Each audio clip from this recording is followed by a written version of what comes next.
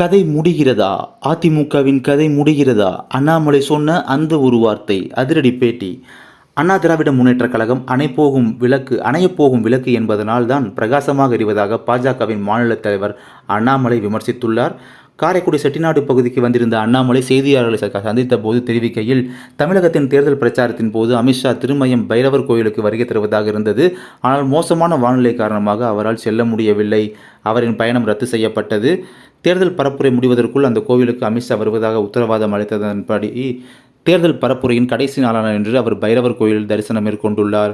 கன்னியாகுமரியில் 1892 டிசம்பர் 24 முதல் 2 நாட்கள் வரை சுவாமி விவேகானந்தர் கடும் தவம் புரிந்ததன் காரணமாகவே இந்தியாவின் வளர்ச்சியை அவர் உணர்ந்ததாக சொல்லப்படுவதுண்டு.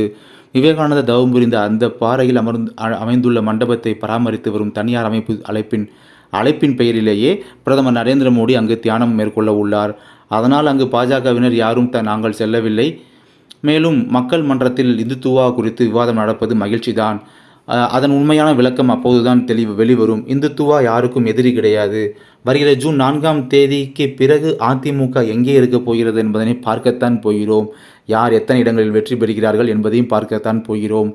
எந்த கட்சி மக்கள் மனதை பிடித்திருக்கிறது, எந்த கட்சியின் வளர்ச்சி மிக அதிகமாக உள்ளது என்பதையும் பார்க்கத்தான் போகிறோம். அணைகின்ற விளக்கு பிரகாசமாகத்தான் எரியும். அதேபோல்தான் அதிமுகவின் தற்போதைய நிலைமையும் என்று அண்ணாமலை தெரிவித்தார்.